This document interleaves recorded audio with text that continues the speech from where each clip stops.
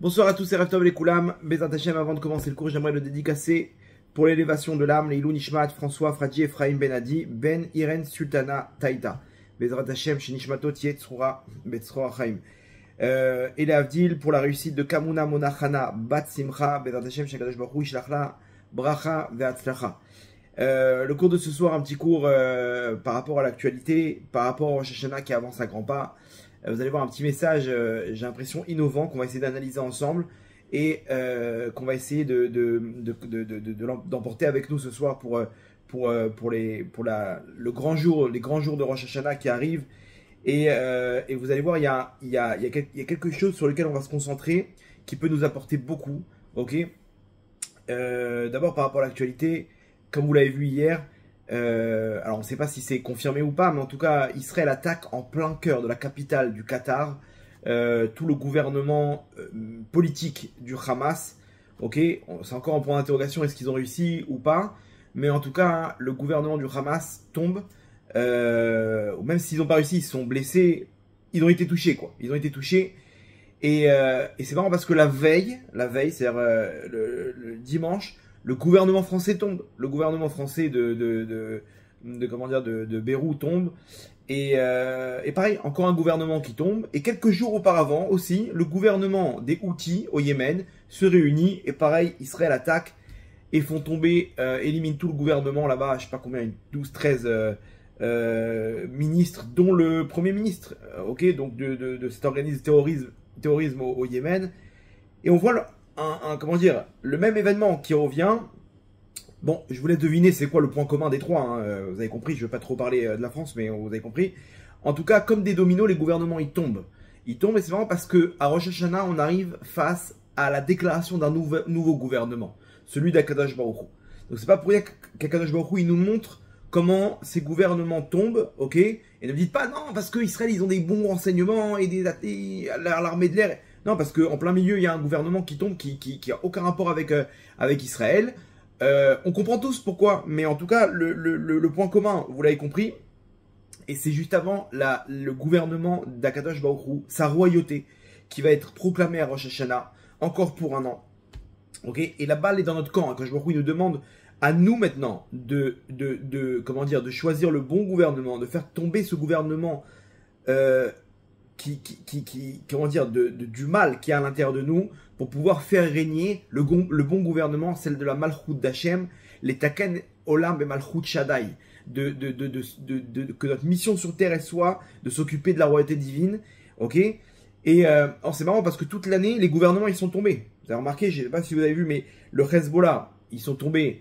Alors cette fois-ci aussi par les armes, avec l'histoire des beepers et tout le, comment dire, tous les généraux, les chefs du Hezbollah, ils sont tombés les uns après les autres.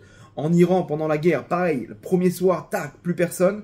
En Syrie, maintenant c'est pas là, là vous allez me dire, bon ok, pareil, c'est sur le point de vue militaire. En Syrie, c'est pas sur le plan militaire. Sur la Syrie, ils sont tombés d'un coup du jour au lendemain, et avec elle, la Russie, qui était là comme une menace pour Israël. Poutine, il a déguerpillé du Moyen-Orient. Et Biden qui était aussi contre nous, et du jour au lendemain, il a perdu son gouvernement. Ok, donc on voit que ça dépend. C'est Akadosh Baruch Hu, il a fait tomber les gouvernements, et il continue à renforcer la force d'Israël. Mais tout ça, c'est à l'approche de Rosh Hashanah, avec la Malchut d'Hachem qui va descendre, la royauté d'Hachem qui va descendre dans le monde. Ok, donc le message il est très clair. Il faut faire tomber le gouvernement pour pouvoir faire descendre le gouvernement d'Hachem, la Malchut divine, la royauté divine. Et vous allez voir, il y a un petit message qu'on va essayer de comprendre comment le faire. Comment je peux...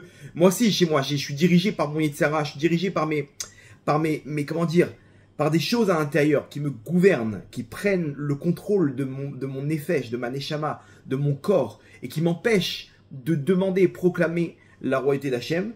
Et vous allez voir qu'on va essayer ensemble d'analyser, de comprendre comment faire tomber aussi ce gouvernement intérieur pour pouvoir faire descendre cette grande lumière Bezat Hashem sur nous et sur le Ham Israël. Accrochez vos ceintures, vous allez voir un petit message sympathique et Bezat Hashem, je vous ramènerai chez vous le plus rapidement possible. Alors il y a un point sur lequel je vais me concentrer, c'est un point intéressant. Quand on commence la fête de Rosh Hashanah, on commence avec un chant. un chant où là-bas on dit Tirle Shana Vekilelotea, que l'année se termine avec ses malédictions, Vetachle Shana, et que commence l'année Imbichotea, avec ses brachot, avec ses bénédictions. Donc, tous les ans, on commence c'est-à-dire, on sort de cette année, et on sort avec une frustration. Une frustration, c'était une année qui était dure, pleine d'épreuves, pleine de souffrances, pleine de rebondissements. Et ça y est, stop. On veut que ça se termine, toutes ces malédictions qu'on a eues, et commencer maintenant sur le bon pied avec des brachot, avec des bénédictions, etc. Mais, j'ai pas compris. L'année dernière aussi, on a fini sur la même frustration, et on a eu le même espoir, et on s'est dit, ça y est, stop, on repart du bon pied, nouvelle page, et rebelote. On arrive à la fin de l'année, et on fait le même. À quoi ça sert maintenant cette année? Je vous pose la question. Cette année, on va arriver, vous allez chanter le même chant. Encore, tu vas te faire arnaquer. Encore, tu vas espérer et finalement revenir sur le même point à la fin de l'année prochaine. Ok, on va dire, ah voilà, on n'en peut plus que l'année elle se termine avec ses clalotes. Et Bezrat Hashem, elle commence avec des brachot. Ok, peut-être c'est pour se motiver, peut-être que c'est des techniques de coaching comme ça pour partir avec une motivation et être positif pendant Rosh Hashanah. Mais, je sais pas, celui qui a écrit la chanson, il a essayé de nous arnaquer là dans l'histoire. Vous allez voir que non. En fait, c'est une règle. La règle, elle est très simple. C'est qu'avant de commencer les brachot, qu'Hachem il puisse te donner des bénédictions, il faut terminer avec les malédictions. On ne peut pas construire l'un sur l'autre. On ne peut pas arriver dans la nouvelle année de Rosh Hashanah, au Kadosh Baruch Hu, il va décréter des bénédictions. Il ne peut pas nous les donner si on termine l'année avec des malédictions. C'est-à-dire qu'en gros, avant quoi que ce soit, je sais pas, tu veux coller ta vignette sur ton pare-brise. D'abord, tu vas prendre une lingette, tu vas essuyer le pare-brise pour pouvoir coller cette vignette. Ok, Hachem, pareil, il veut te donner dans ta neshama des brachot. Il veut te donner dans ta neshama des nouvelles forces pour l'année. Il va te remplir tes batteries spirituelles. Pour ça, il faut que tu nettoies les clalotes, les malédictions, pour pouvoir recevoir de la meilleure manière les bénédictions. Ok, Shabbat, c'est bien d'aller au mikvé juste avant Shabbat, dans le vendredi, parce qu'on reçoit une nouvelle neshama. Alors quand tu es parti au mikvé, tu as nettoyé sur le plan spirituel ta neshama, donc à ce moment-là, tu vas ressentir avec plus de force la nouvelle neshama qui arrive à Shabbat. C'est bien aussi, nous dit Ben Ishraï, même le Shabbat matin, c'est-à-dire le samedi matin, avant la tfila du matin, donc de Shacharit, d'aller au mikvé aussi. Ceux qui ont la possibilité, c'est pas la même neshama qu'on reçoit. Pourquoi? Parce que la veille, on a reçu 3 neshama, Nefesh Ruach Neshama, avec un aspect féminin, ok, du Nekeva, et le Shabbat matin, on reçoit Zachar. C'est encore plus haut, les neshamot qu'on reçoit le Shabbat matin. Donc là aussi, c'est bien de refaire un petit mikvé pour avoir encore plus d'influence spirituelle. Mais ici, l'histoire, elle n'est pas qu'on te dit, allez, ça se termine, et ça y est, maintenant tu repars sur une année avec que des brachot, et que de la tzlacha, et que de la joie, et du bonheur, et la simra, et on fait plein de brachot. Amen, amen, todaraba, gvodarav, todaraba. Venez, on arrête de vivre dans le monde des bisounours. Ce monde, c'est un monde de Aliot Veyeridot. Il y a des hauts et des bas. Il y a des obstacles, il y a des épreuves, il y a des brachot, il y a des joies et du bonheur dans ce monde-là. Mais c'est comme ça. On est venu pour une mission précise. Et il faut arrêter de croire que ça y est, plus de guerre, plus de morts, non, il y aura toujours des gens qui vont devoir terminer leur rôle sur Terre. Et il y aura l'année prochaine aussi, Chas v'Shalom, des obstacles. Mais il faut pas prendre ça comme quelque chose de ça y est, on a terminé avec le mal, maintenant c'est que du tov, que du bien. Non, parce que le mal aussi, il faut savoir l'interpréter et savoir réagir par rapport à tout ça. L'histoire, elle est que quand je rentre dans Rosh Hashanah, avant de rentrer, j'ai un travail de nettoyage de la malédiction qui a en moi. Cette année-là, j'ai sur mon cœur des mauvaises choses. J'ai sur ma neshama des mauvaises choses. Pour recevoir toute la force de cette nouvelle année, j'ai besoin de nettoyer tout ça. J'ai besoin de nettoyer tout ça, et c'est ça en fait. Faire tomber le gouvernement qui est en moi, le gouvernement du mal qui est en moi, ce Yetzirah, ces clipotes de toutes ces avérotes de l'année, tout ce que j'ai pas fait attention, mes yeux, ma bouche, le lachon hara, ce que j'ai écouté, ce que j'ai vu, tout ça, il y a de la rouille sur la neshama. On arrive au mois des Louls, on fait les sirotes, on fait tchouva, on nettoie sur le plan spirituel. Mais vous allez voir qu'il y a un travail aussi à fournir sur le plan nafshi, sur le plan du cœur, ok? Du cœur. Notre cœur, il est il souffre. Il souffre, et pour pouvoir connecter ce cœur avec Hachem. Parce que le but, c'est pas de faire ça sur le plan technique. C'est pas d'arriver à nettoyer sa neshama. On a fait tchouva, on reçoit la bracha. On n'est pas des fonctionnaires à Botaï. On n'est pas des fonctionnaires, on n'est pas venus, ok, pour notre royauté à nous.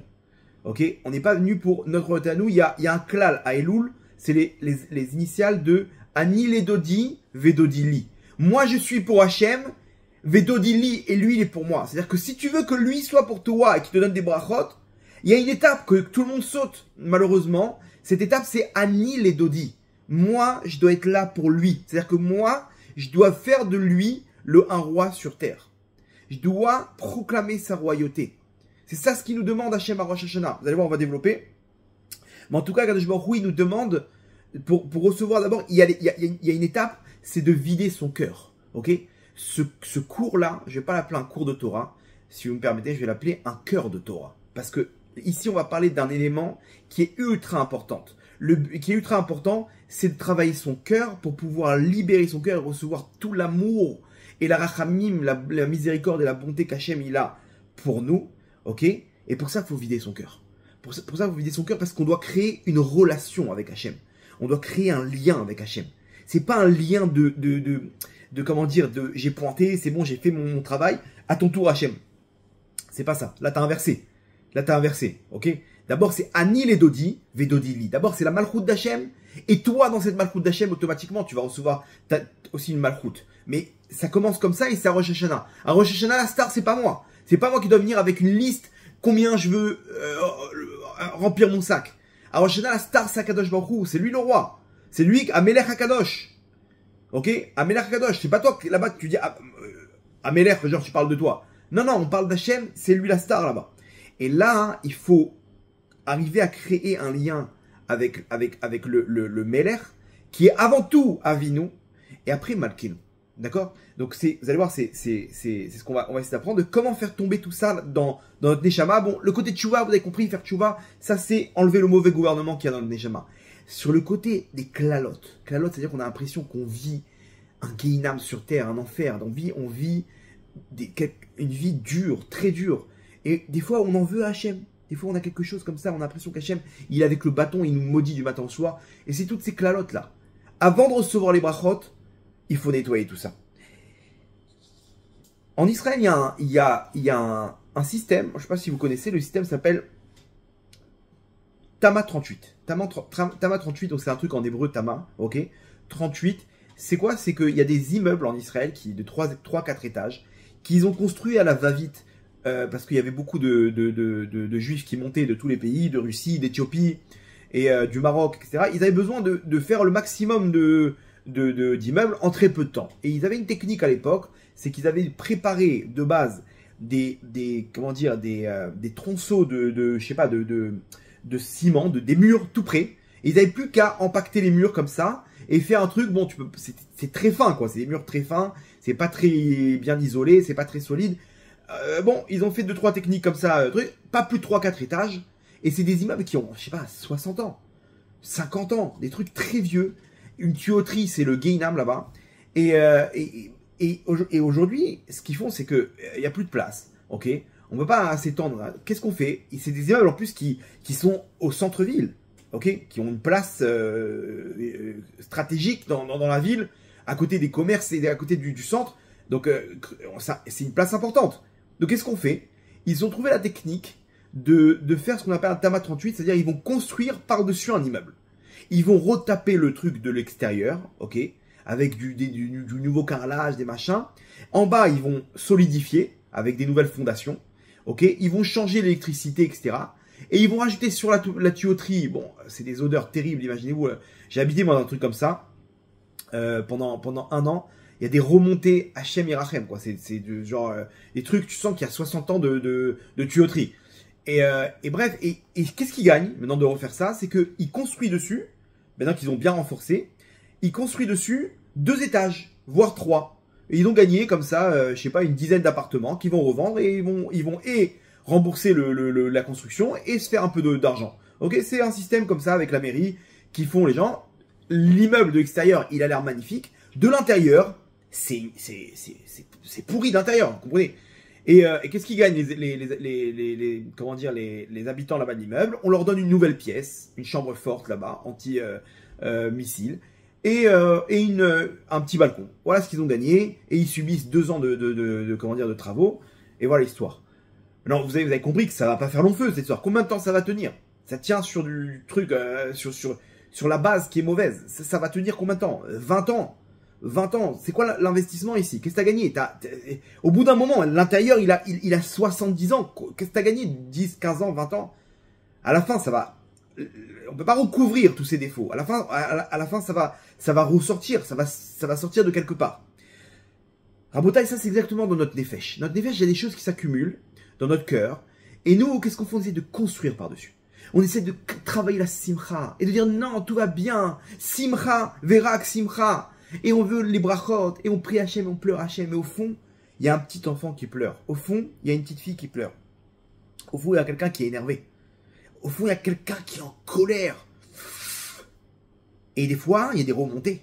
Il y a des remontées de toute cette crasse. Et d'un coup, le mec, il éclate tout. Mais qu'est-ce qui t'arrive?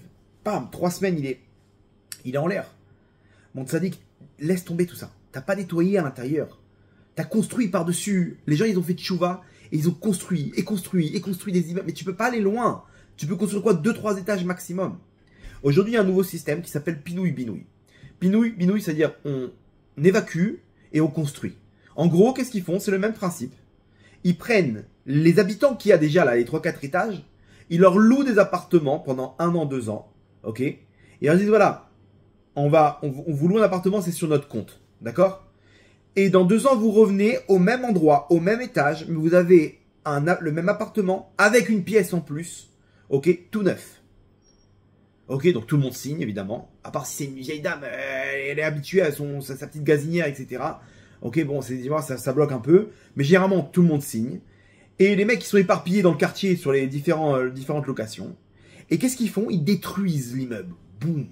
Ils viennent avec 2 tracteurs. Ok. Et en tic-tac, ils débarrassent tout ça.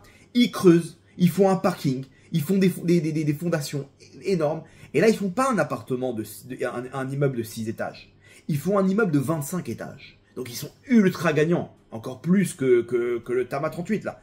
C'est Pinouille-Binouille. Ça, c'est Rosh Hashanah Rabotai. Rosh Hashanah, on veut faire Tirle Shanaim Kile Lotea. On veut faire Pinouille maintenant. Raser. J'ai rasé dans ma Neshama, dans mon cœur, tout le mauvais gouvernement. Le gouvernement du mal, celui qui domine à l'intérieur de moi. Ok, que j'essaye de masquer, que j'essaye de construire par-dessus. Et on arrive au binouille. Binouille, c'est la construction. Là, tu vas pas 6-7 étages avec 20 ans de durée de vie. Non, là, tu vas sur 25-30 étages. Mais là, hein, c'est du tout neuf. Là, c'est pas les mêmes fondations, c'est pas les mêmes technologies, c'est pas les mêmes ascenseurs, c'est pas... Vous comprenez qu'il y a ça va. Là, on est reparti pour 70 ans de durée de vie. Donc ça, c'est ce que Hachem nous demande. Et là, maintenant, vous avez compris. Celui qui a écrit la chanson, on veut pas c'est pas une technique de coaching. Ok? C'est juste le système. Le système, d'abord, finis l'année avec les clouds. Je t'en prie, mets ça de côté dans ton cœur. Mets ça de côté et viens, on finit avec tout ça. Et sur ça, tu peux faire tomber. Ah, tu peux construire. Alors, comment faire tomber le gouvernement? Comment faire tomber le gouvernement? Alors, à Rosh Hashanah, on va faire régner Akadosh Baruch Hu. Ok? Faire régner Akadosh Baruch Hu, ce qui s'appelle Amlachat Hashem. On va faire régner la royauté d'Hachem.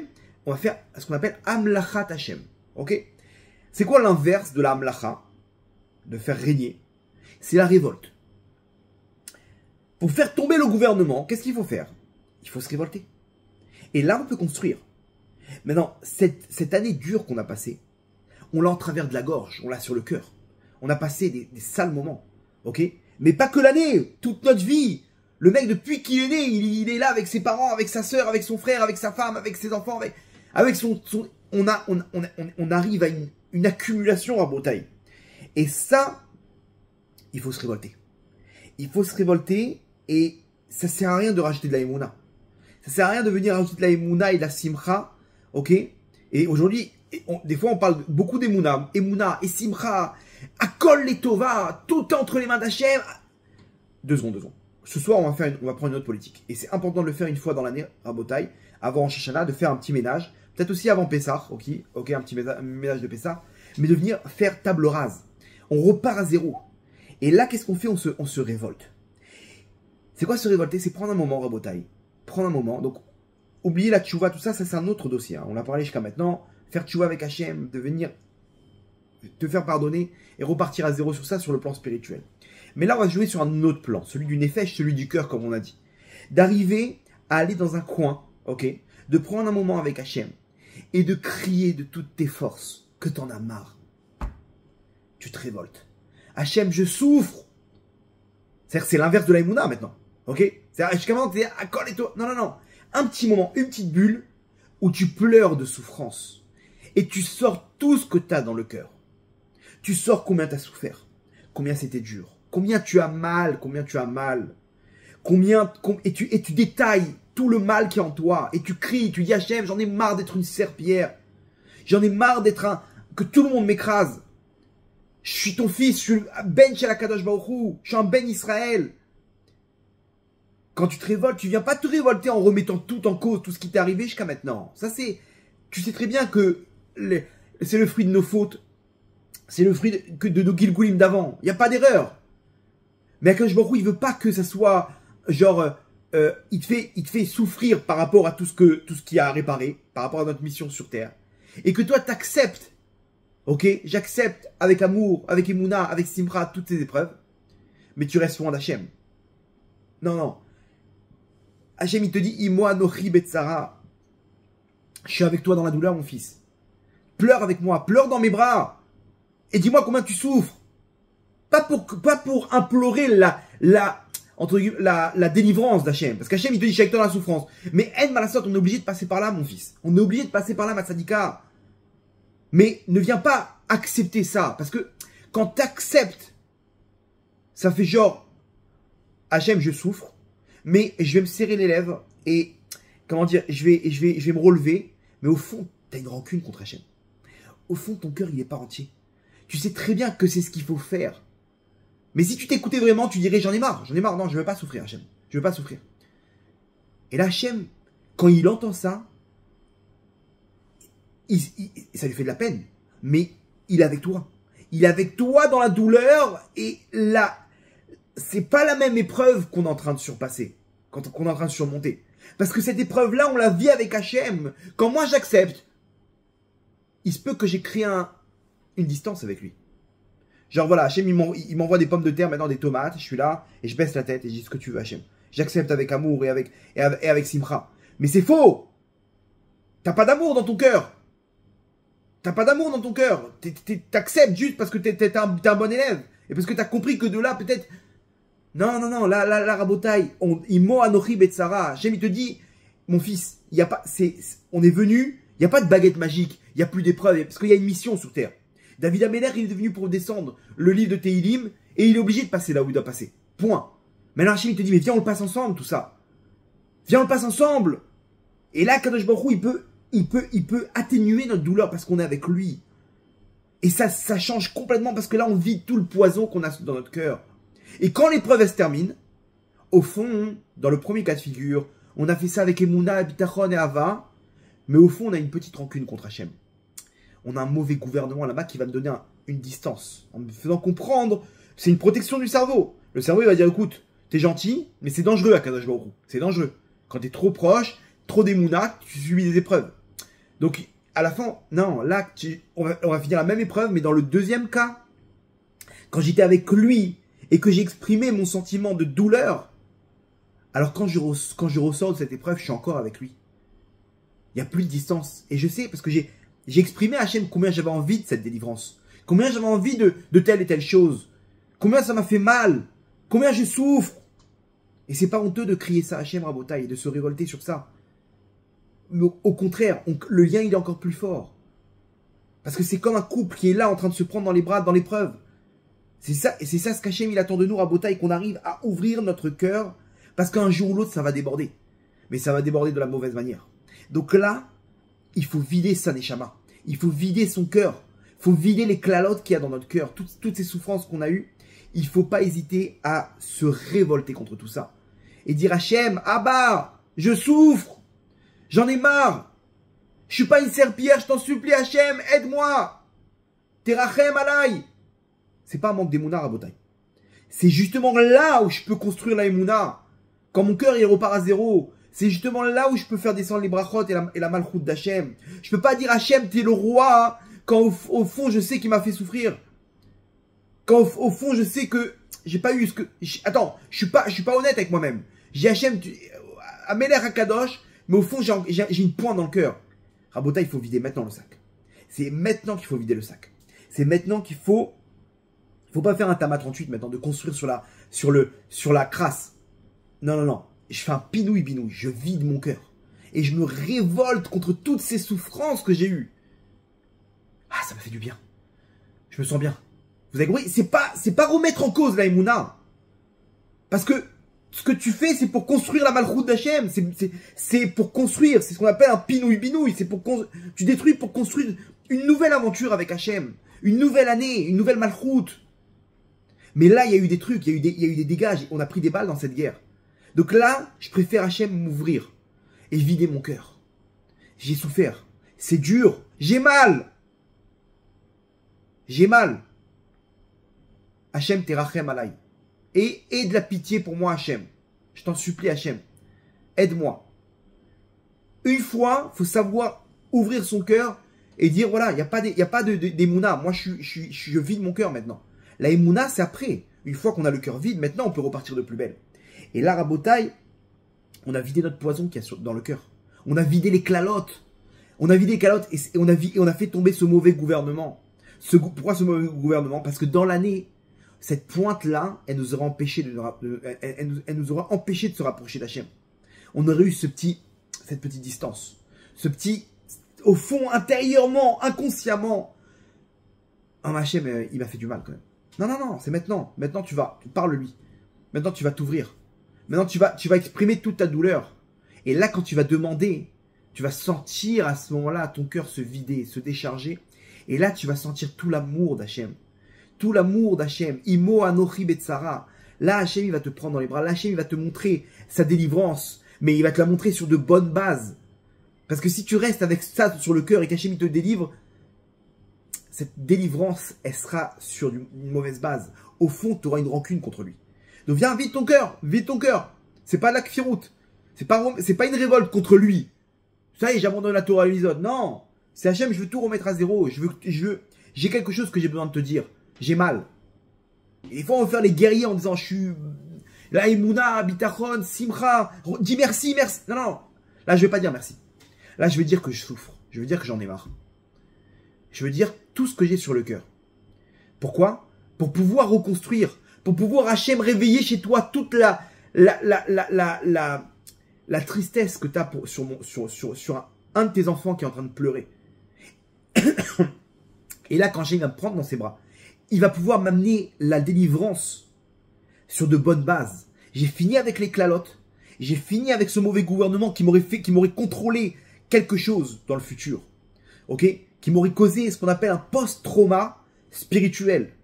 Après coup, ok, d'un coup, il y aurait eu un... Tu vois, mais quand même, j'ai un problème là. J'ai un problème. Parce que j'ai dit beaucoup merci, j'ai beaucoup d'émouna, mais derrière, il y a un truc que j'ai pas réglé. C'est ce qu'on appelle un post-trauma.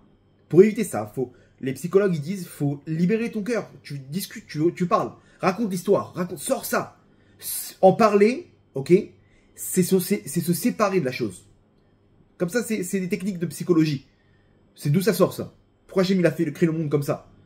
Parce que c'est comme ça que ça marche. Quand tu vides ton cœur à Hachem, tu te sépares de toute cette crasse, de toute cette malédiction, toutes ces souffrances. Après, tu peux les accepter, vous comprenez? Après, tu peux faire descendre la bracha. Vous avez compris comment ça marche? D'abord, tirle shanaim kilotea, ok? Et après, tu peux faire descendre les brachot. Tu peux commencer l'année avec des brachot. Rabotai. Donc, vous avez compris? C'est important de vider le poison qu'on a sur le cœur. Une fois que tu as tout libéré, tu t'es séparé de la chose. Ça y est, ton cœur il est libre. Maintenant tu peux demander les brachot. Maintenant tu peux voir la grandeur d'Hachem. Maintenant tu peux demander la royauté divine. Maintenant vous allez me dire pourquoi pourquoi c'est considéré comme des malédictions. Parce qu'en fait il faut savoir une chose, c'est que notre mission sur terre, c'est d'arriver à faire d'Hachem un roi. Et justement de notre génération. Selon l'effort qu'on doit fournir, on comprend c'est quoi notre mission. Ok, c'est le Harizal qui explique cette chose-là. Mais si à l'époque des Grecs, par exemple, on nous interdisait d'étudier la Torah. Donc d'après vous, quelle est notre mission? De nous battre pour l'étude de la Torah. D'accord? Pareil à l'époque des Romains. Selon les générations, on voit les différentes épreuves, on comprend c'est quoi notre mission sur Terre.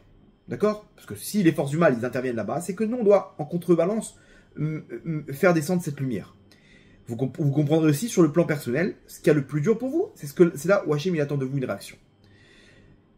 Aujourd'hui, c'est quoi les éléments qui sont le plus durs dans la Avodat Hashem? Alors sur le plan technique, tout ce qui est Gdusha, faire attention à ses yeux, etc. Aujourd'hui, en 2 clics, on peut voir toutes les horreurs du monde. Et on voit le niveau de dépravation de cette génération. On comprend qu'Hachem il attend de nous de faire attention à tout ça. Tikkunim, de faire attention. Et Hachem il a fait descendre des forces, des lumières comme le Tikkun Shovavim, comme le Tikkun Aklali, des trucs pour réparer sa Neshama, parce qu'il y a des dégâts qui sont immensément grands. Et la Shmirat Habrit, c'est une des missions qu'on a sur Terre. Maintenant, plus en profondeur, notre mission sur Terre, c'est de faire d'Hachem un roi. Pourquoi? Parce que cette génération, c'est une société de consommation, où celui qu'on met sur un piédestal, c'est l'homme. L'homme, c'est lui la star. C'est lui qui va gagner, c'est lui qui va trouver son intérêt. On a été éduqué dans ça. On a regardé des émissions qui tournent autour de ces principes. On a regardé des films qui tournent autour de ces principes. Plus t'es fort, plus t'as des femmes, plus t'as de l'argent, plus t'as des trucs. Donc on a grandi autour de l'ego. L'égocentrisme, ok? C'est ça ce que cette société, dans cette génération, elle développe, ok, au maximum. Donc moi quand je me présente devant les mitzvot, comment je vais les interpréter? Avec d'égocentrisme. Je vais d'abord être Dodili. Hachem, il est là pour moi, c'est ma malchoute. Qu'est-ce que je gagne? Ok? J'ai pris une Kabbalah, j'arrive à Rosh Hashanah. Hachem, j'aimerais bien recevoir 1, 2, 3, 4. Hachem, il te dit, mon fils, je vais tout te donner. Hachem, il joue le jeu avec nous. Mais au bout d'un moment, il voit que on n'avance pas. Il dit, stop. Maintenant, je veux qu'on construise ensemble. Je veux que tu arrives à briser cet ego pour pouvoir faire de moi un roi. Donc comprenez bien, la génération de la Géoula, où on va faire d'Hachem un roi, où il va être roi sur terre, c'est la génération forcément où il y aura le plus d'égocentrisme. Ok, donc on est en plein dedans. Et donc c'est là qu'on a le plus de lumière, quand on arrive à faire d'Hachem un roi. Ok, mais pour ça, il faut briser l'égocentrisme. Et pourquoi j'ai tout ce poison dans mon cœur? Pourquoi j'ai toute cette malédiction? Parce que j'ai espéré recevoir, nourrir mon égocentrisme. J'ai pas compris Hachem. Attends, moi je prie tout 3 fois par jour. J'ai fait comme ça, et comme ci, et comme ça. Et regarde ce que je reçois derrière. Je galère toujours avec ma femme, avec ma parnassa. C'est compris que si le mec il a pas d'ego, c'est pas une question. Le mec il est heureux avec Hachem, il avance. Il a pas son intérêt qui est fort dans toute cette histoire. Donc Hachem il peut pas rentrer dans nos délires. Ok? Donc en fait, Hachem, tu vas me dire, mais attends, mais quand je vide mon sac à Hachem, je vide quelque chose qu'il peut me libérer. Pourquoi il le fait pas? Pourquoi il meurt à Nochi Betsara, il pleure avec moi? Attends, non, j'ai pas besoin que tu pleures avec moi, j'ai besoin juste que tu me libères là. Ça me fait une belle jambe qu'on est 2 à pleurer. Je veux que je pleure. Hachem dit non, je vais pas rentrer dans ton délire. Parce que la source de tout ça, c'est ton égocentrisme. C'est notre ego. Donc Hachem, il te dit, mon fils, je peux pas, tu vas voir. Après 120 ans, tu vas me dire merci, tu vas me dire, mais pourquoi t'es rentré dans le délire? J'étais comme un gosse qui demandait ses jouets. Pourquoi t'es rentré dans mes délires, Hachem? Donc Hachem, il sait très bien, il nous regarde, il nous prend dans nos bras, et il dit, je peux pas, mon fils. Je peux tout faire dans ce monde-là, mais je peux pas écouter ta demande. Mais vide ton cœur. Brise tout ça. Parce que c'est du poison, c'est de l'égocentrisme. Je peux pas construire dessus. Je pourrais pas te libérer sur cette base-là, parce que ça va donner de la vitalité à tes délires. Ça, c'est les clalotes, Rabotai. C'est les clalotes de ce monde, de cette génération, de cette société. Il faut vider tout ça et comprendre que Akash Baruch Hu, il est avec nous. Donc, c'est pas grave. J'ai de l'égocentrisme, j'avoue, et j'ai souffert à cause de ça. Donc, Hachem, tu peux me permettre une épaule là? J'ai besoin de pleurer, te cracher toute la colère que j'ai sur le cœur. Ok? C'est pas toi, c'est de ma faute. Je prends le temps qu'il faut là, mais entre temps, j'ai besoin de vider mon sac. J'ai des gros sacs de pommes de terre, Hachem. Hachem me dit, viens mon fils, Imo Anochi Betsara. Imcha Ani Betsara, mon fils. Matzadika, je suis avec toi dans la douleur. Allez, vite ton sac, parce que j'ai beaucoup à t'amener. J'ai beaucoup à t'amener. Après, tu vas faire de moi un roi, tu vas voir que on sera tous les deux gagnants, mon fils. Ani les Dodi, Vedodili. Alors, d'où on apprend tout ça? Vous avez vu, c'est un chidouche, ok? C'est un chidouche. Là, on parle pas mytho, ouais, Imuna, Bitachon, Malchut d'Hachem, et vous allez voir une année de Gdusha et de Brachot. Arrêtez. Ça, c'est les bisounours. Ça, c'est les bisounours qui font des cours de Torah, d'accord? C'est pas ça. On va être clair, carte sur table. Non. Il y a un problème, on règle le problème, et là, on peut demander. Là, on peut demander la Malchut d'Hachem, mais là, on vient avec le cœur libre. Ok? On se révolte. On crie Hachem. Stop, j'en ai marre. J'en ai marre, je veux repartir à zéro. Et là, Hachem, il est avec nous. Mais regardez comment c'est fort. À Rosh Hashanah, on va lire l'Haftara de l'histoire de Hana. Hana, la mère de Shmuel, comme vous connaissez le prophète Shmuel, qui est un des plus grands prophètes de du Ham Israël.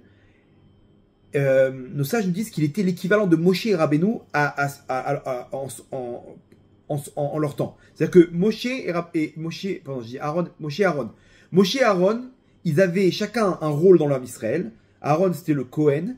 Il avait le côté, il s'occupait du Ham Israël, il faisait des Shalom Bayit, il s'occupait de faire la paix, il s'occupait de tout ce qui faisait, tout ce qui est en rapport avec le Beth Amikdash. Et Moshe Rabbeinu, c'était le leader. Mais c'était aussi le prophète. Ok, c'est lui qui amenait la parole d'Hachem, etc. Shmuel Hanavi, il avait, donc proportionnellement parlant, l'équivalence des deux en même temps.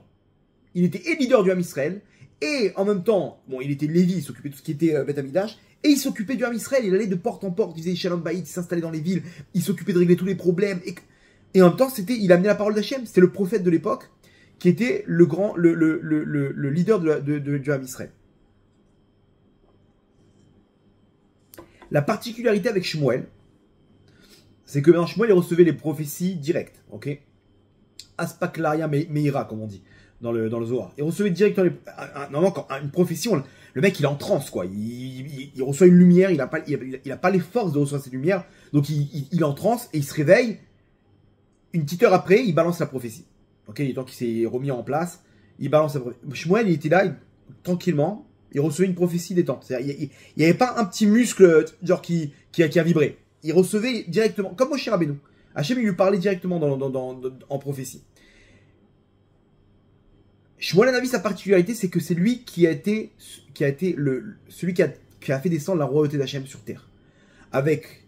En faisant régner Shaoul et David Ameler. Ok? Donc, comment Hana, elle a réussi à faire descendre une Neshama comme celle de Shmuel? Donc maintenant, si on va un peu plus loin, ok? Comment Hana, elle a réussi à faire descendre la royauté d'Hachem sur terre? Pourquoi Hachem, il a choisi cette femme pour faire descendre sa royauté sur terre? En passant par son fils qui est Shmuel. Alors regardez comme c'est fort. Mais on va retirer entre les lignes exactement ce ridouche là du message de ce soir. Hana, elle n'avait pas d'enfant. Pendant des années et des années. Son mari, c'était un grand sadique et c'était un prophète. Elkana. Il était Lévi. Et il lui disait à sa femme, il lui disait, ma tzadika, elle avait le cœur lourd, elle avait mal à l'intérieur de dire, mais pourquoi je peux pas amener, je connais comme mon mari c'est un tzaddik. Je sais les avantages qu'Hachem m'a donné. Pourquoi Hachem tu ne donnes pas un enfant qui va faire de ta volonté sur terre? Tu sais très bien quand, toutes les femmes elles tombent enceintes. Tu sais très bien qu'ici, il va recevoir tout ce qu'il faut. C'est pas pour avoir un enfant que je vais habiller, que je vais pomponner. C'est pour ta royauté, Hachem. Elle cherchait la royauté d'Hachem et elle avait mal. Et son mari lui dit en plus, il lui dit, ma tzadika, il y a une prophétie que tu ne pourras jamais avoir d'enfant. Il lui dit, arrête, ça sert à rien. Tu ne pourras pas avoir d'enfant. Il y avait une xéra, bon, c'était le Gilgoul par rapport à l'émer, qu'il a fait en sorte que sa femme, elle ait plus d'enfants, elle a bu un truc là-bas pour plus avoir d'enfants, donc elle devait réparer et venir et ne plus avoir d'enfants. Bref, donc elle est venue, c'est en tant que Hana, ok, c'était Tsila, je crois, elle s'appelait. Tsila, et son mari Lémer, donc c'est Otiot Meler, et elle est venue pour faire descendre le côté Meler qu'il y avait là-bas à l'intérieur, dans le fait qu'elle a enlevé sa descendance, quoi. Donc là, elle doit venir et créer une descendance, mais dans la difficulté. Donc Hachem, il envoie carrément une prophétie. Il dit, là, à l'instant T, t'as pas de descendance. Et maintenant, Elkana, il allait tous les ans, il allait au Mishkan. Le Mishkan, c'était avant la construction du Beth Amikdash, c'était l'endroit où il y avait, on faisait les korbanot, etc. Ils allaient en simra, etc. C'était une ambiance. Et là-bas, ils faisaient des repas, des barbecues, des machins pour chauffer les gens qui ne voulaient pas aller au Mishkan. Là-bas, il y avait une histoire avec les enfants là-bas du Kohen Gadol et tout. Et donc, il y avait des ambiances, il y avait des bons repas. Et Hana, elle se lève. Bon, il avait une autre femme, Elkana, qui lui faisait du mal, etc., qui l'a piqué un peu. Et regardez ce que nous disent dans le navire, regardez ce qu'ils nous disent. Ve'i marat nafesh. Elle était triste. Elle avait le cœur lourd. Ici, on n'hésite pas à nous dire exactement que dans son cœur, elle n'était pas en mode... attends, c'est Hana. Hana, c'est une sommité. Non, non, elle était triste. Elle avait le cœur lourd. Elle avait du poison dans son cœur. Des années de souffrance. Hachem, je souffre, j'en ai marre, je veux un enfant. Et qu'est-ce qu'elle fait? Vatit palel al Hachem ou bacho tifke. Et elle est partie prier à Hachem. Elle est partie, elle a dit stop, Hachem, au-dessus, je veux plus être dans ce monde-là. Ok? Je veux plus prier l'Hachem, je veux être à l'Hachem, au-dessus de tout Hachem.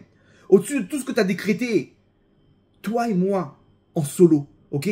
C'est-à-dire qu'elle s'est téléportée, Hana, à l'Hachem, au-dessus de toute cette notion qui est ce monde-là. Les bons décrets, les mauvais décrets. Stop. Je veux pas.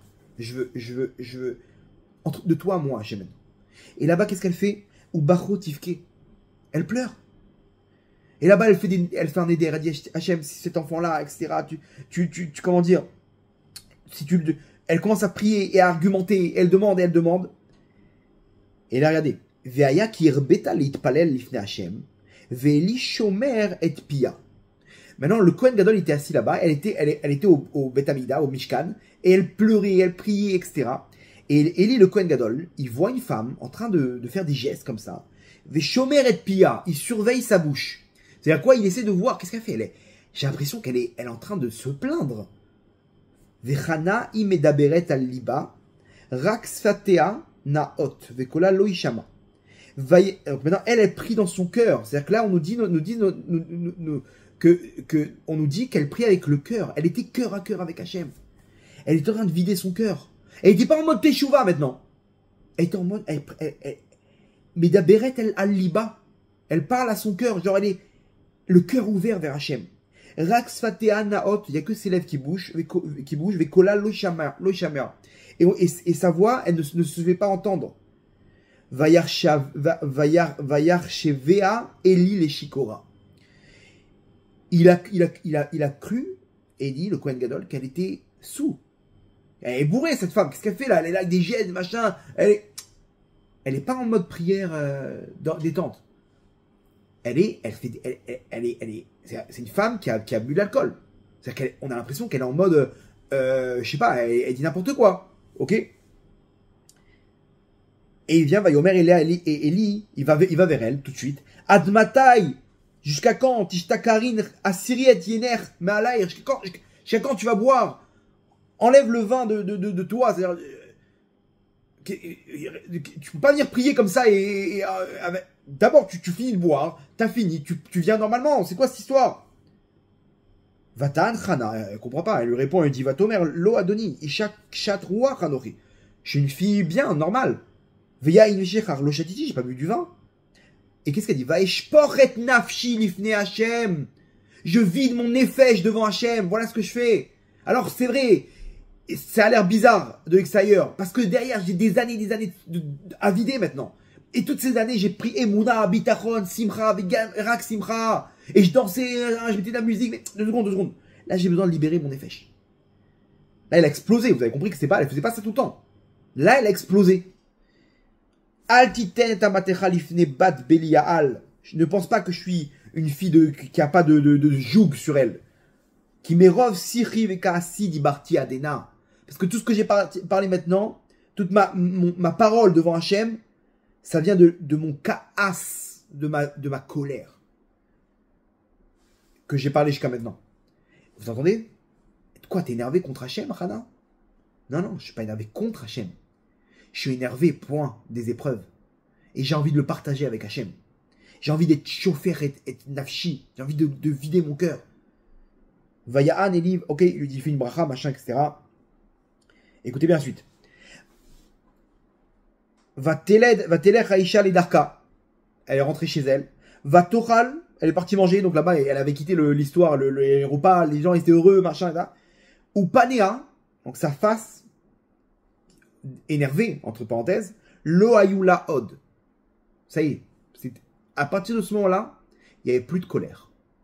Elle s'est séparée de toute la crasse qu'il y avait en elle, tout le mauvais gouvernement qui dirigeait en elle. Et là, elle a fait descendre maintenant, regardez le verset qui suit. Vayashkimu baboker, ils sont levés le matin. Vayishtachavu lifnei Hashem, etc. Ils sont prosternés devant Hashem. Vayeda Elkana et Hana Ishto. Elkana, il a connu sa femme. Vayizkerea Hashem. Et là, Hashem, il s'est souvenu d'elle. Comment ça? Avant, non? L'année dernière, elle a prié exactement pareil. Entre parenthèses, c'est passé à Rosh Hashanah. Et c'est pour ça qu'à Rosh Hashanah, on ramène cette histoire à l'Haftara. Maintenant, vous allez comprendre pourquoi on la ramène aussi. Parce qu'avant Rosh Hashanah, il faut que tu liquides ton cœur. Et là, Hashem, il peut te libérer. Hashem, pourquoi il n'a pas libéré Hana avant? Parce que ce kaas qu'il y avait en elle, cette colère, Hashem, il aurait mis la bracha dessus. Et on n'aurait jamais réglé ce problème-là. Hein, ma fille, t'as quelque chose contre moi? Hashem, pourquoi tant d'années? Pourquoi je souffre? Pourquoi je souffre? Maintenant, Hashem, il aurait pu lui expliquer les Gilgulim, tout ça. Mais En Malasot, t'es obligé de passer par tant d'années pour pouvoir décrocher ta descendance que t'as enlevée dans ton ancien Gilgul. C'est ta mission sur terre, Matzadika. Mais je suis avec toi dans le Tsar. Et là, maintenant, je peux te libérer. Parce que maintenant, toi et moi, on repart à zéro. Là, je peux faire descendre les brachot. Regardez la suite. Vata'a Hana, elle est tombée enceinte. Vateled Ben. Elle a enfanté un garçon. Vatikra et Shemuel. Qui met Hachem chez elle. Elle l'a appelé Shemuel. Parce que c'est de Hachem qu'elle a emprunté. Donc, Mazal Tov, Rabotai, ça, on le lit à Rosh Hashanah. Elle a réussi, Hana, à faire descendre la royauté divine. Comment? D'abord, elle a liquidé le mauvais gouvernement. D'abord, elle a nettoyé son cœur et son nefesh. Ok? Et là, elle peut faire descendre les brachot. Là, maintenant, Hachem, il dit, ok, toi et moi, on est ensemble dans l'épreuve. Donc maintenant, toi et moi, on va être ensemble dans la délivrance. Mais à l'époque, tu croyais que tu étais avec moi dans l'épreuve, avec la Emouna, avec le Bitachon. Et Rabotai, on peut faire ça même dans l'année. De temps en temps, de vider son cœur. De temps en temps, d'aller et de pleurer. D'aller et de crier. Et de vider son nefesh. Il n'y a pas de problème. Et de là, enfin, elle peut descendre la Malchut d'Hachem. Là, elle peut descendre dans la Malchut d'Hachem. Donc, Rabotai, ce soir, on a appris un chidouche énorme. Il faut savoir vider son cœur. Maintenant, on a souffert dans notre vie. Ok? On a le cœur lourd. Sors tout ça de ton cœur. Ne viens pas demander la Malchut d'Hachem avec ces petits points de kaas que tu as dans ton cœur. De colère. Que marat nefesh, que t'es triste à l'intérieur. Et t'essaies de jouer un rôle parce qu'on te dit, il faut dire merci, il faut avoir la simcha, il faut truc. Il n'y a pas. Maintenant, il n'y a pas de simcha, il n'y a pas d'émouna. Il y a cœur à cœur. Va t'édaber al-liba. Va t'itpalel chana al Hashem. Stop, j'arrête tout. Je me téléporte au-dessus de l'atmosphère. Il n'y a que toi et moi, Hashem. Il n'y a plus rien. Il n'y a plus d'émouna, bitachon, de trucs, rien du tout. Qu'est-ce que tu peux dire à Hachem à ce moment-là? Qu'est-ce que tu as dans le cœur? Vas-y, sors tout ce que tu as en profondeur de ton cœur. Parce que Rabotai, ce qu'on a dans notre cœur, il faut comprendre une chose. Le cerveau, lui, il est aveugle. Lui, le cerveau, il comprend pas ce qui se passe. Il voit pas autour de comme nous. Toi, tu lui donnes des informations et lui, il traite ces informations. Maintenant, le cerveau, il a deux cases. Est-ce que c'est dangereux ou pas? Il va avoir une situation qui va être quelque chose de bien ou de pas bien. Si tu lui envoies du bien, le cerveau, il va mettre une case, donc ok, c'est bien, c'est quelque chose de bien. Donc il va envoyer des ordres au corps par rapport à ça. Si tu lui envoies des informations qui sont mauvaises, négatives, le corps, le cerveau, il va comprendre, ok, il y a des mauvaises choses dans ce monde. Maintenant, le cerveau, il a une capacité de défendre le corps. Et quand il y a un danger, il va mettre en place des choses pour se défendre. Quand quelqu'un il a peur, son cœur il va battre. Pourquoi? Parce qu'il va savoir, peut-être qu'il a besoin de taper un sprint maintenant. Ok? Il y a un terroriste, faut courir. Comment tu fais? Si le cœur, il a pas déjà commencé à battre, il va lâcher. Ok? Donc après, il commence à avoir des sueurs froides. Pourquoi? Parce que la température, elle va peut-être augmenter si tu cours. Le corps, il rentre dans... Le cerveau, il envoie de l'adrénaline, il envoie des choses au corps pour pouvoir réagir à un éventuel danger. Maintenant, si chaque fois, au cours des épreuves de la vie qu'on a eues, on lui montre que ce monde, il est mauvais, il est mauvais, il est mauvais, d'après vous, le radar de mon cerveau par rapport au danger, il va être sensible ou pas? Et bien, plus on annonce à notre cerveau qu'il y a des choses qui sont mauvaises dans ce monde-là, plus il va augmenter le volume de sensibilité. Et après, on va vivre avec sans arrêt des peurs et des craintes. Parce que le cerveau, il est habitué à déclencher le système défensif du corps. Et donc, nous, on est tout le temps en train de se plaindre, en train de voir le mal, le cerveau, il est habitué à ça. Il est habitué à scanner tout ce qu'il y a de mal parce qu'on l'a habitué. On l'a habitué toutes ces années. On l'a éduqué à ce que ce monde-là, c'est un monde mauvais. Donc le cerveau, il a augmenté le volume de sensibilité. Et donc, la moindre chose, automatiquement, on va voir le mal. Automatiquement, le mec, il a un petit problème dans le cœur, dans la tête. Oh là là, une tumeur. Pourquoi t'es parti à l'extrême, là? Quel rapport? Son cerveau, il est habitué à partir à l'extrême. Il a compris, son cerveau, que ce monde-là est dangereux. Et donc, il est tout le temps en train de voir le mal et le mal. C'est automatique. Le cerveau, il comprend pas. Rabotaï, il faut rééduquer notre cerveau. Quand tu vides ton cœur, tu fais comprendre que ça y est, ça n'existe plus, ça. J'ai vidé ça à l'intérieur de moi. Le cerveau, il faut lui faire un reset de temps en temps dans notre cœur en lui expliquant que ça y est. C'était jusqu'à maintenant les souffrances. Maintenant, on repart sur une nouvelle souffrance. Sur un reparamétrage. Maintenant, on repart. J'ai envie que tu reparamètres la sensibilité. Ta sensibilité. Et que ce monde-là, il n'est pas forcément si mal que ça. Il y a aussi du bon. Ok? Attention, je veux que tu sois sensible parce que des fois, oui, j'ai besoin de me protéger. Mais pas à fond. Mais pas le volume à fond. Ok? Imaginez-moi un radar. Dès qu'il y a un papillon qui rentre, alerte générale. Attends, non. Il a senti le truc. Non, il est trop sensible, ton radar. Ton radar, tu dois le paramétrer de façon à ce que si c'est un oiseau, si c'est un mec qui joue avec un jeu vidéo, avec un petit drone comme ça de jouer, il capte pas le radar. Tu comprends? Fais en sorte que ce soit des trucs métalliques, des vrais drones, des missiles, des avions. Oui, là, il capte. Vous comprenez qu'aujourd'hui, notre sensibilité, elle est complètement... Parce qu'on n'a jamais vidé notre cœur. Ça s'accumule, et ça s'accumule. Et c'est tout, il faut arrêter de souffrir à Botaï. Le sang d'un juif, il n'est pas efker. Dam Yehoudi lo efker, il n'est pas à l'abandon. Akadosh Baruch Hu, il intervient maintenant. Et avant d'aimer Hachem, avant d'aimer ton prochain, il faut d'abord s'aimer soi-même. Il faut d'abord apprendre à s'aimer.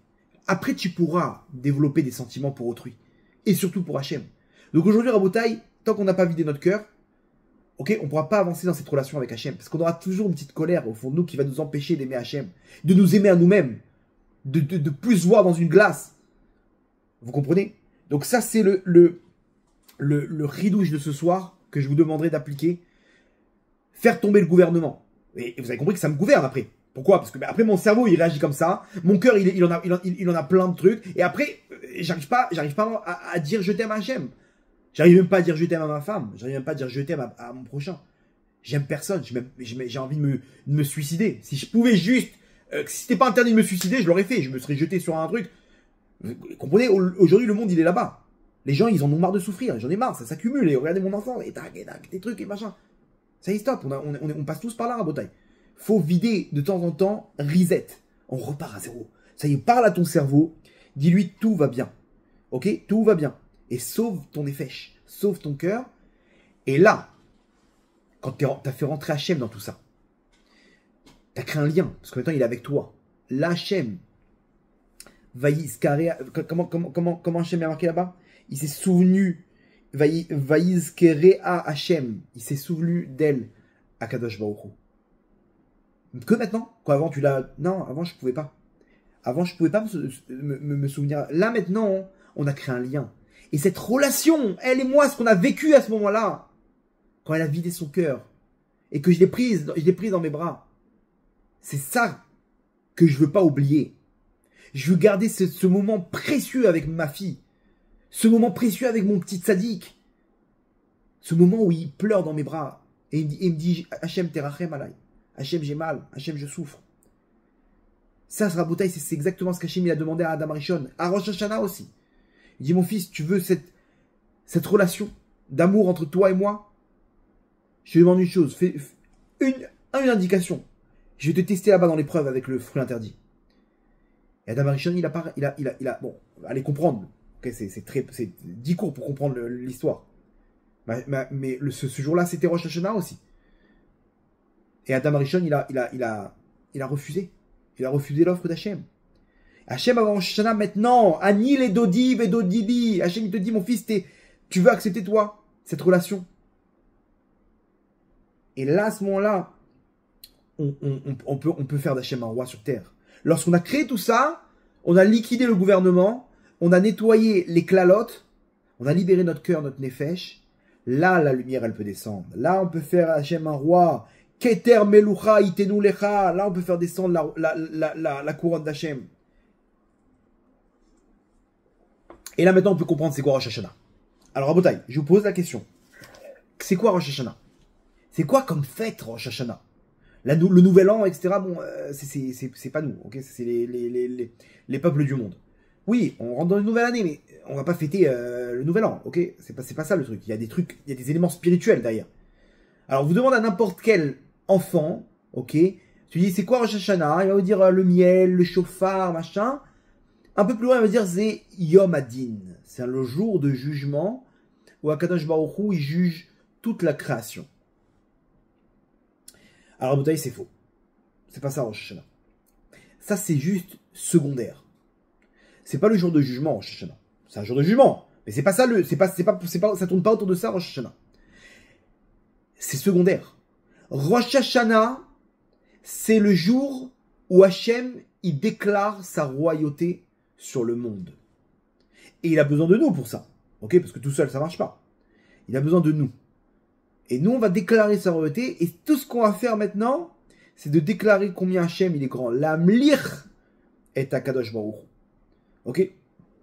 Pour ça, c'est une fête. Quoi? Mais je vais faire de toi un roi, Hachem. Alors, regardez comme c'est fort. Hein. Alors, ouais, il le dit dans tout ça. Bah, automatiquement, quand Hachem, on lui donne les pouvoirs, il remet les choses en place. Donc, il fait un jugement, savoir qui, quoi, comment. Il refait un nouveau gouvernement. Ok? Il refait un nouveau gouvernement. Maintenant, stop. L'année, on l'a terminée. On repart avec des nouvelles données. Ok? Donc, voilà. Toi, c'était bien, mais je te préfère là-bas. Toi, je te préfère là. Donc, c'est du jugement. Ok? Mais c'est secondaire. C'est parce qu'on a fait d'Hachem un roi qu'il y a cette journée de jugement. Maintenant, regardez comme c'est fort. L'Agma, la preuve, je vais vous donner une preuve de tout ça. L'Agmara dans Rosh Hashanah nous dit comme ça. Be'arba prakim haolam nidon. À 4 moments dans l'année, le monde, il est jugé. Be'pesach, à la dvoua. À Pessar, il est jugé sur les récoltes. Be'atzeret, à Shavuot, à la perot Haïlan. Sur les fruits de l'arbre. Donc maintenant, on n'est plus sur les récoltes, blé et tout ça, sur les fruits. Ou Be'rosh Hashanah, à Rosh Hashanah, kol bae olam ovrim lefanav, ki bnei maron. Tous les créatures, ils passent devant lui, comme des bnei maron. Je ne vais pas rentrer dans l'interprétation, mais tout le monde, il est jugé à Rosh Hashanah. Ou Bachag, c'est à Sukkot. Nidonin alamaim, on est jugé sur l'eau. Donc, vous avez vu que pendant les 4 fêtes, Pessah, Shavuot, Rosh Hashanah et Sukkot, on est jugé. Maintenant, 2 secondes. À Rosh Hashanah, à Pessah, quand tu es jugé, il y a un jour de din aussi. Il y a un jour de jugement. Toute ta récolte, elle va être jugée à ce moment-là, à Pessah. C'est-à-dire, c'est quoi ta récolte? C'est ton portefeuille. Pourquoi on n'a pas peur à ce moment-là? Pourquoi on n'est pas en mode tremblement là, à Pessah? Attention, doucement. Il faut qu'on soit clean maintenant. À Rosh Hashanah, on est comme des toutous. On est en stress parce que c'est jour de jugement. Mais attends, mais même à Sukkot, c'est un jour de jugement. Même à Pessah, c'est un jour de jugement. Et même à Shavuot, c'est un jour de jugement. Donc de la même manière que là-bas, tu te prends pas la tête avec le jugement, à Rosh Hashanah aussi, tu ne dois pas te prendre la tête avec le jugement. Mais aujourd'hui, on tourne autour du... Si tu t'es porté à carreau pendant Rosh Hashanah, toute l'année, tu vas avoir des brachot. Venez, on arrête avec ça. J'en prie. Venez, on arrête une fois pour toutes avec ça. Ok? De venir encore faire les dodili. Qu'est-ce qu'Hachem il va m'apporter maintenant dans l'année? Donc, ok, Annie les dodi. Là, on a inversé. Non. C'est pas ça, Rosh Hashanah. Le jour de din, c'est secondaire. Qu'est-ce que tu vas recevoir derrière? C'est dodili. Ça, c'est Hachem, qu'est-ce qu'il va te donner derrière? Mais d'abord, la première étape, c'est Ani les Dodi. Moi, je suis pour Hachem. C'est-à-dire qu'Hachem, il attend de toi quelque chose que tu fasses pour lui. Ça doit aller du Ham Israël vers Hachem. Dans ce sens-là. Et après, il y a un retour. C'est comme ça que le système, il marche. Ça, c'est Elul. Et le sommet d'Elul, c'est Rosh Hashanah. Avec Kippour. D'accord? C'est là-bas qu'on va arriver au sommet. Et on va, à tel point qu'on va faire de lui un roi. C'est-à-dire, là, qu'est-ce que je vais faire jusqu'à maintenant? J'ai fait tchouva, je t'ai donné mes fautes, je t'ai donné ci, je t'ai donné ça. Là, je te donne la... Keter Meloucha, je te donne une couronne, Hachem. Hachem, il a mis à Rosh Hashanah la possibilité. Il nous a donné à nous la couronne. Il dit, voilà, mes enfants. Rosh Hashanah, c'est la cérémonie. Vous voulez m'accepter comme roi sur vous? Mais, Avinu, Malkenu. C'est-à-dire que c'est un roi où je suis en même temps votre père. C'est une histoire, une aventure qu'on va vivre ensemble. Est-ce que vous acceptez? Hachem, il nous laisse le choix de lui mettre la couronne. C'est ça la fête, Rabota, avec moi. Hachem, c'est une journée où je vais te choisir. Mais bien sûr que je te choisis. Bien sûr que je veux t'emporter dans ma vie. Bien sûr que je vais être avec toi, Hachem. Sur ça, on doit fêter. Sur ça, il y a 2 jours de fête. Et le din, attends, il est... Non, comme tu t'en tapes du din là-bas à Pessah. C'est un jour de din, t'as vu, je t'ai montré là-bas dans le Mishnah. Et bah pareil, en Shana, ça doit être pareil. Pareil. Ah oui, mais pourquoi il faut aller au net? Parce que c'est pour montrer combien tu veux d'Hachem comme roi. Donc tu fais le maximum de mitzvot. Mais en tant que amour pour Hachem. Pas en tant que, attention, si je me lève pas au net, je vais passer une sale année. Vous avez compris l'histoire? Ça y est, ça c'est secondaire. Tous les ans, on a encore Dodili. Qu'est-ce qu'Hachem me donne maintenant? Ok, donc j'étais honnête. J'entends les mecs, je dis, t'as passé des bonnes fêtes? Ah, j'ai cartonné. J'ai été honnête. Et le mec, à la fin, la même année. Toujours, il a toujours pas d'enfant. Ok, il a toujours le même niveau en Parnassa. Le même niveau avec sa femme. Toujours des problèmes comme ça. Nous, tu te rappelles le Rosh Hashanah que t'as fait là? Ça n'a pas marché. Pourquoi? Parce que tu viens encore avec le Yom Adin. Alors, petit clin d'œil pour nos amis Breslev qui vont aller à Ouman cette année. À Ouman, c'est comme ça. À Ouman, c'est ambiance Simcha. À Ouman, tu sens la proximité avec Hachem. Rabbi Nachman, là-bas, il fait un travail. Les Neshamot, elles sont nettoyées. Et automatiquement, on sent une proximité avec Hachem incroyable. Donc, mes chers frères Breslev, priez pour nous. Même ceux qui ne sont pas Breslev, qui sont là-bas, priez pour nous, de là où vous êtes. Ok, pour que tout le Ham Israël puisse recevoir cette lumière. Mais à Ouman, c'est comme ça. À Ouman, les mecs, ils sont en détente. Ils arrivent, mec, à 10h, ils vont prier. Ils sont en train de chanter d'amour pour Hachem. Ils sont là en train de se prendre les uns et les autres dans les bras. Il se passe quoi, là? Il y a jour de jugement, là. Il est 9h. Vous n'allez pas prier à 9h quand même. Vous êtes fous. Et les mecs, ils passent une année de folie. Proche d'Hachem. Des brachot. Vous avez compris? Là, on remet les choses au clair.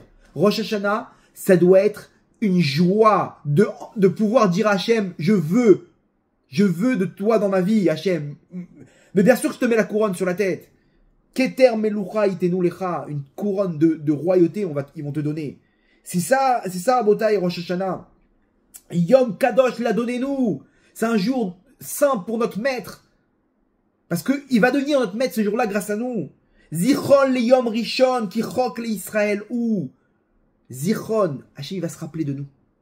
Ça c'est chok le Israël, c'est un Yom Kadosh Rabotai. C'est le premier mois c'est le premier jour de l'année où Hachem il va devenir roi. Ça y est, on repart à zéro. On commence l'année avec ses brachot Rabotai. Ça c'est Rosh Hashanah. T'as vu l'histoire? Donc maintenant à Rosh Hashanah on va lire l'Haftarah d'Ochana. Pourquoi? Pour se rappeler de tout ça. Pour se rappeler qu'on nous aussi on a vidé notre cœur. Nous aussi on repart maintenant avec la Simra. Là je te retrouve Hachem. Là je te retrouve, il n'y a plus rien qui me sépare de toi. J'ai plus ce Tama 38 là. J'ai fait un pinouille. J'ai tout reconstruit. J'ai tout détruit. Et là tu peux monter des étages après étages. Tac, tac, tac. Là t'es amoureux d'Hachem. Hachem il est amoureux de toi. Ani les Dodi. Et là dans l'année, crois-moi, Vedodili. Hachem il peut te donner. Il peut te donner maintenant, prends mon fils, prends, parce qu'on est ensemble. On est ensemble, je sais très bien maintenant que c'est ensemble qu'on va vivre cette délivrance. Tu vas pas prendre les brachot avec une base au fond de ton cœur d'égocentrisme. Ok? Et à la fin, tu vas prendre et tu vas me dire, hey, papa, on se retrouve à Rosh Hashanah. J'ai kiffé en tout cas. Comprenez qu'on pédale dans le vide tous les ans. On est encore au même niveau spirituel. Donc c'est pas comme ça, Rabotai. C'est Ani les Dodi, Vedodili. Il faut apprendre à casser cet égocentrisme. Ça y est, qu'est-ce que tu fais pour Hachem? Hachem, il te veut tel que tu es. Mais fais des choses pour lui. Croyez pas qu'il faut être parfait pour qu'Hachem il nous aime. Hachem il nous aime quoi qu'il. Mais il veut pas qu'en premier on s'aime d'abord et qu'après on le met en deuxième position. Ça, il comprend. Je comprends mon fils, parce que je t'ai jeté dans une génération où on travaille le ani, le moi-même, comment dire, l'égocentrisme. Mais ça y est, casse tout ça. Ou du moins à Rosh Hashanah, mon fils. À Rosh Hashanah, pense à moi. Pense à ma royauté. Avraham Avinu Rabotai, toute sa vie, il s'est battu pour Hachem. Il avait une chose en tête. Une chose en tête. Les taken olam bemalchut Shaddai. Hachem, je veux me battre pour toi. Je veux me battre pour ta malchut. Il faisait rien pour lui. Rien pour lui. Rien. Et tout ce qu'il faisait, c'était pour Hachem. Quand il n'y a rien à faire, il court. Hachem, il voulait qu'il se repose. Il a fait la Brit Mila. Toute sa vie, il s'occupait de ramener les gens à la tchouva, de ramener les gens à Hachem, parce qu'Hachem, c'est ce qu'il veut. Il veut une malchoute, alors on va lui faire une malchoute. Et il était là à faire le tour du monde pour pouvoir montrer la grandeur d'Hachem et pouvoir diffuser sa malchoute. Les taken olam be malchoute Shaddai. Et un jour, Hachem lui dit de faire la Brit Mila, le troisième jour où ça fait le plus mal. Hachem, il fait descendre une canicule pour qu'Abraham puisse se reposer. Pourquoi? Parce que sinon, Abraham, il est inarrêtable. Dans sa tête, il y a le même objectif de diffuser la royauté d'Hachem. Alors Hachem, il dit, c'est bon. Quelques heures de pause, mon fils. Et Abraham, il se dégonfle pas. Sous la canicule, il se met à la porte de sa tente là-bas. Et il attend. Et il a mal, mais c'est pas grave. Hachem, je peux pas. Je vais finir une journée sans avoir rien fait pour ta malchoute. Je peux pas vivre comme ça, Hachem. Tu veux que je me repose, mais je peux pas me reposer avec ça sur le cœur, avec ma neshama vide. Alors je vais remplir mon corps, mais je vais vider ma neshama. Je t'en prie, Hachem, aide-moi. Et Hachem, il a de la pitié pour lui, il envoie trois anges. Et il tape le sprint de sa life, Abraham. Ah, doucement, t'es malade, t'es souffrant. Vayarat Abraham, il court. Et il rentre dans la tente de Sarah. Sarah, bonne nouvelle, on a des invités. Ah, Marie, vas-y, dépêche-toi.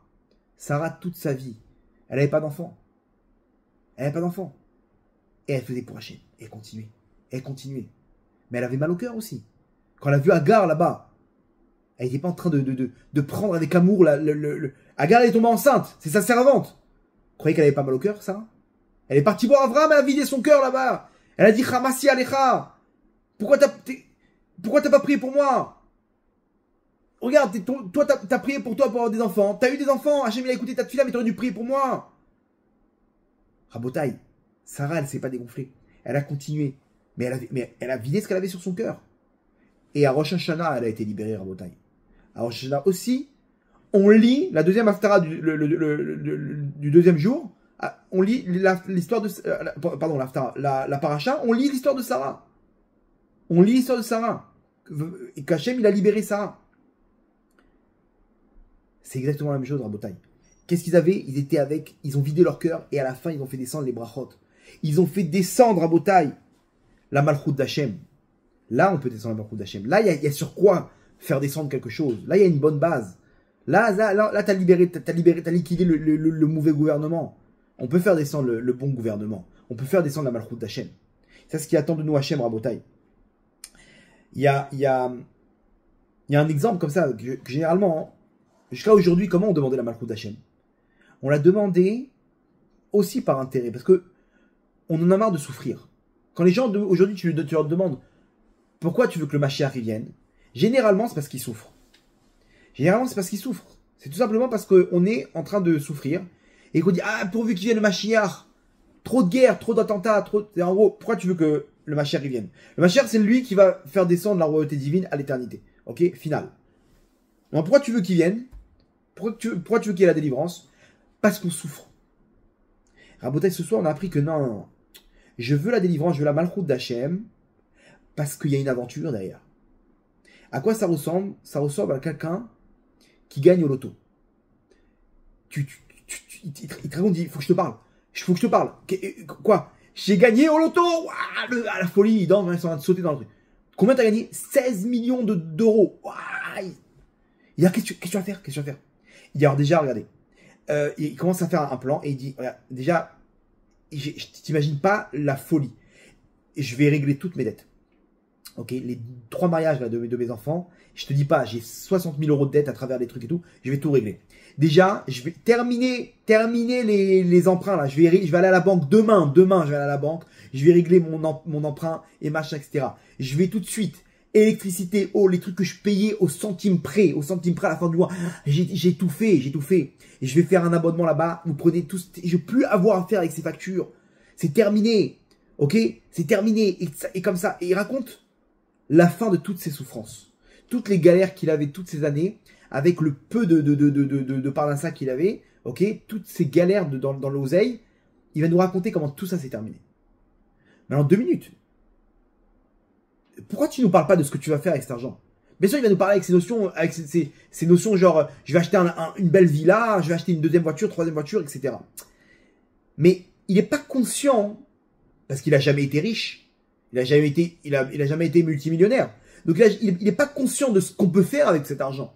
Que demain, tu peux acheter des trucs, mais tu peux investir, et tu peux doubler l'argent, et tu peux comme si... Parce qu'il ne connaît pas ce monde-là. Lui, ce qu'il connaît, c'est sa crasse. Donc quand tu lui demandes pourquoi, qu'est-ce que tu vas faire avec l'argent, eh ben, il te parle de tout ce qu'il a, toutes les épreuves qu'il a eues dans ce monde-là, comment il va les régler. Mais qu'est-ce que l'aventure que tu vas vivre avec 16 millions d'euros, tu sais quelle aventure tu vas vivre? Entre parenthèses, c'est pas une aventure. Hein. Les mecs, les 3/4, ils divorcent, ils se suicident, etc. Mais, comment dire, tu sais quelle aventure tu vas vivre? Non, dis-moi. Et là, tu fais tout un dessin. Tu leur racontes là-bas des success stories de gens, comment ils vivent et comment ils truquent avec des... Et là, ils kiffent.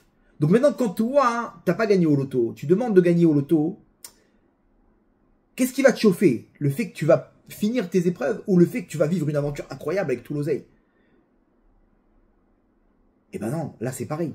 Là, nous, qu'est-ce qu'on fait? On arrive là-bas, on demande à Hachem, j'en ai marre, donne-moi ma parnassa, arrange mes problèmes avec mon mari, avec ma femme, avec mes enfants. Tu demandes encore des galères. C'est pour ça que tu veux que il y a ma malchoute. Ma malchoute, elle descende pour régler tes petits problèmes.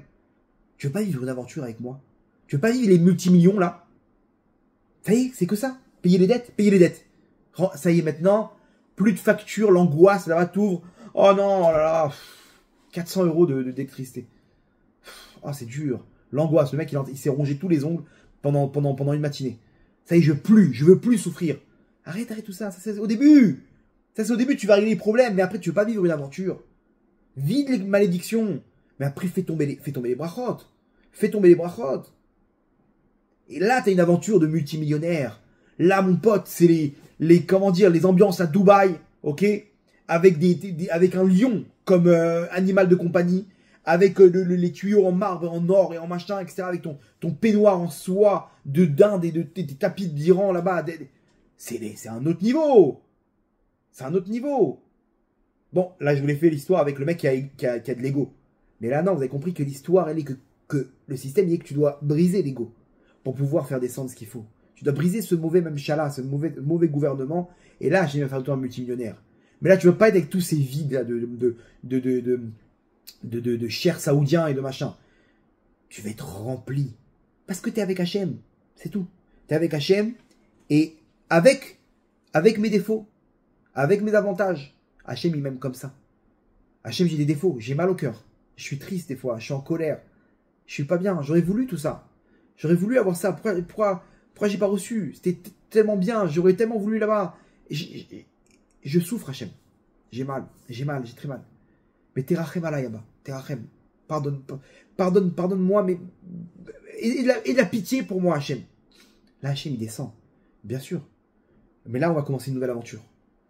Donc, vous avez compris la bouteille? Emouna Bitachon, toute l'année, on en parle. Et à un moment, on met tout ça de côté. Et après, on arrive à Rosh Hashanah avec la Emouna Bitachon. Parce qu'on est main dans la main avec Hachem. On ressent le Vedodili. Maintenant, Hachem, il dit, moi, je suis avec toi. Maintenant, tu m'as mis la couronne.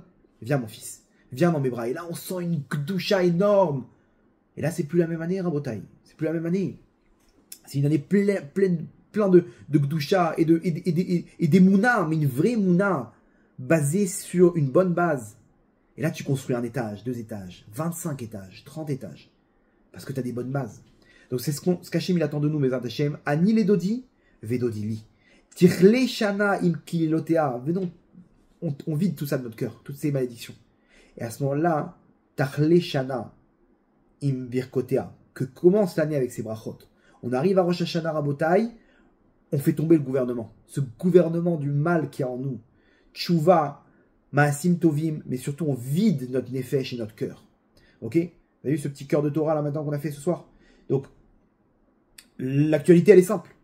Hachem il fait descendre tous les gouvernements pour dire non, non, non. À Rosh Hashanah, il faut faire pareil. Toi aussi, envoie tes avions de chasse.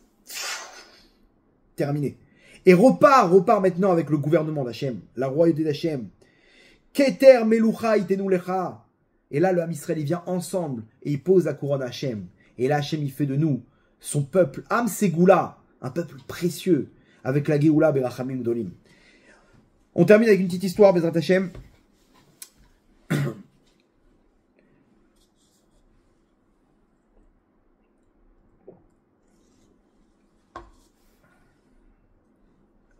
Le Rav Huber, à la Vachalom, c'est un Rav qui a monté une association qui s'appelle Matnat Chaim.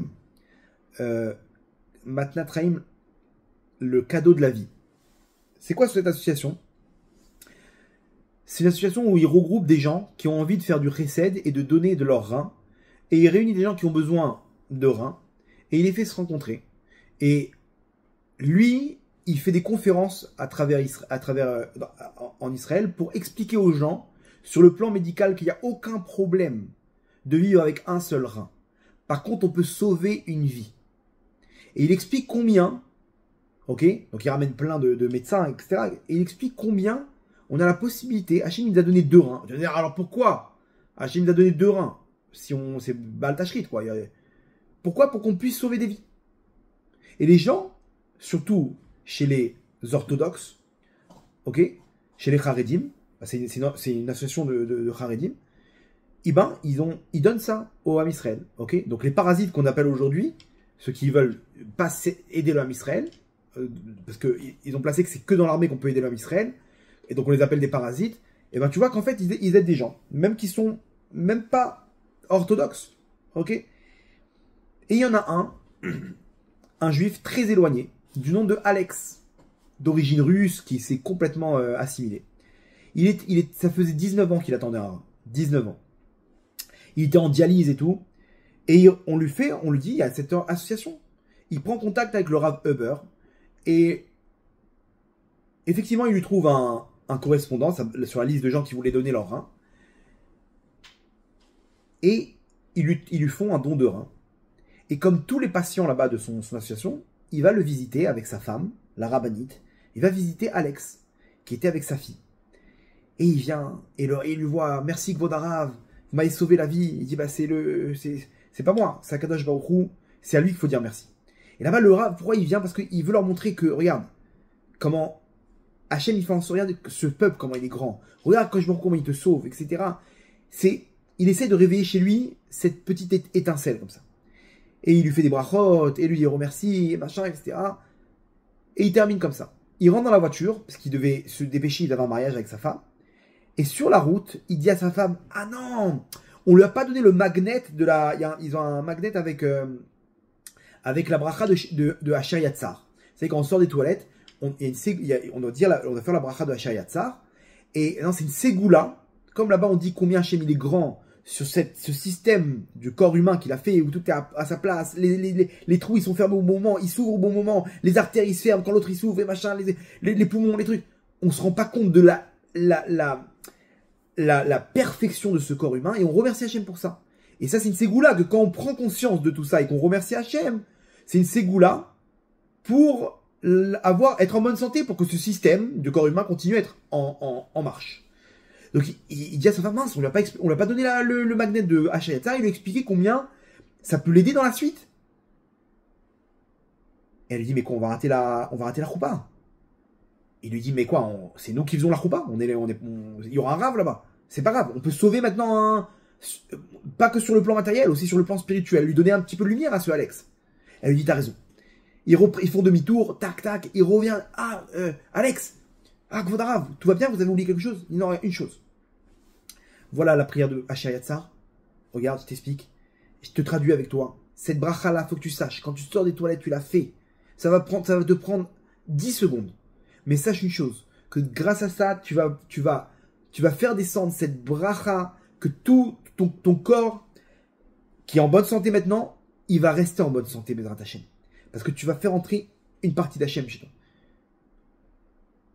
Et il sentait que quand il parlait, Alex, il regardait sa fille, genre, bon, je te fais plaisir, mais ça me parle pas. Toda Barak Vodara, machin, il prend le truc, le Rav, il s'en va, ils ont raté la choupa, bien entendu, et il met dans le tiroir, le premier tiroir là-bas, à côté de son lit, le Hachayatsa. 3 jours après, il reçoit un appel, le Rav Weber. Alex, Vodarav, je peux vous parler. Il faut absolument que vous venez en urgence. Il dit, tout va bien? Il dit, je suis très, je suis un peu sensible là. Il sentait qu'il avait la voix lourde comme ça. J'arrive. Il vient avec sa femme et il le voit, Alex, les larmes aux yeux, avec sa fille. Et il dit, Rav, je savais pas que j'allais vous demander, j'allais vous dire encore une deuxième fois merci. Il dit, avec plaisir, mais qu'est-ce qui se passe, mon fils? Il dit, voilà, je vous explique. Quand vous êtes parti, le lendemain matin, je me réveille et je vois par le médecin, il arrive avec les résultats. Parce que là-bas, il faut voir pendant plusieurs jours si le corps, il accepte le rein. Ok? Il peut le rejeter. Et là, les analyses, ils sont terribles. Catastrophiques. Tout est en train de truc. Le corps est en train de rejeter le rein. Il est en train de rejeter le rein. Qu'est-ce qu'ils font? Ils me font des trucs, des machins. Et en 3 jours, ça fait que dégringoler. Jusqu'à les médecins ils me disent, écoutez bien, il faut enlever le rein. On vous promet rien. Retour au dialyse. Machin. On va faire une dernière analyse. Mais on vous promet rien. Ok? Préparez-vous au pire. Et lui, il pleure avec sa fille. Et sa fille, elle dit, mais non, c'est pas possible, après 19 ans, etc. Et lui, il s'arrête, il dit à sa fille, tu sais pourquoi? Parce qu'on a pris le rein d'Hachem et on l'a mis de côté. Le Rav Weber, il nous montre, il nous dit, voilà, dis merci à Hachem. On n'a même pas dit merci. Il ouvre le tiroir, il sort le Hachayatsa, il le colle là-bas, sur le truc, sur le petit frigo qu'il avait, et il dit, voilà, maintenant, toi et moi, on prend sur nous que dès qu'on sort des toilettes, on va dire cette bracha. D'accord, papa, on le fait. On va dire merci Hachem, t'as raison. Et il raconte au Rav, il lui dit, Rav, en sortant des toilettes, je le fais. La première fois que je l'ai fait de toutes mes forces. J'ai compris combien. Mais pourquoi ce corps-là, il faut qu'il tienne? Comment en un instant tout peut se renverser? J'ai compris quand je dis Baruch Ata Hachem, refait Chol Basar Mafli Asot, j'ai compris que c'est Hachem qui le refait et qui fait Mafli Asot, il peut faire des miracles. Parce que c'est lui le chef d'orchestre de ce monde. Et ce corps humain est tout à sa place. Les globules rouges, les globules blancs, les machins, les cellules. En une seconde, une cellule, elle dégénère, c'est terminé, Rabotaille. Quelques mois, le mec, il est plus là. En un instant, une artère, elle se bouge, boum, le cœur, il lâche. Ah, j'ai compris la grandeur d'Hachem à travers cette bracha. J'ai compris toute la source de cette ségoula. Et dit, comme ça, je suis arrivé à l'analyse. Et le médecin, il revient avec un sourire immense.